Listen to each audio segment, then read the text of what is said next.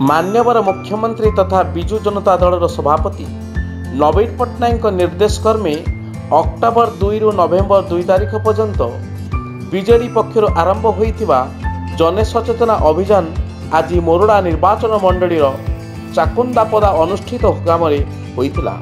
एही अभियान को मोरडा निर्वाचन मंडली विधायकों पत्नी तथा नारी नेत्री प्रीतिनंदा कानूनगो उद्घाटन करने संगे संगे ब्लॉक समस्त बीजेडी कर्मी को सांगर नहीं घर को घर बुली कोरोना सचेतनार वार्ता देते। जो अक्टोबर 2 रु गांधी जयंती ठारू नवेम्बर 2 पर्यंत जनसचेतना कार्यक्रम आप कौन लोक मान वार्ता दौरान?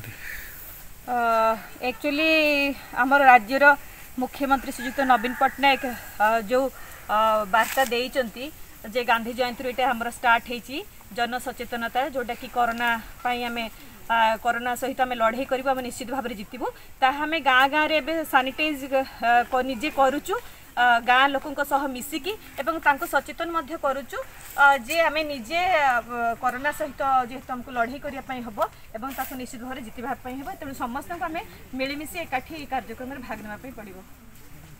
अन्यपटे संपूर्ण अंचल को सानिटाइज करने संगे मास्क और सामाजिक दूरता रक्षा करने को परामर्श देते। तेबे आगको एभली कार्यक्रम जारी रहिबो बोली विधायक राजकिशोर दास सूचना देते।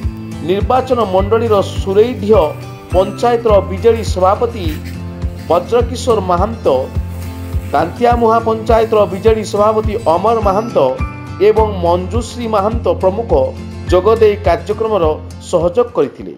मयूरभंज दीपक मिश्र रिपोर्ट, जनता जिंदाबाद।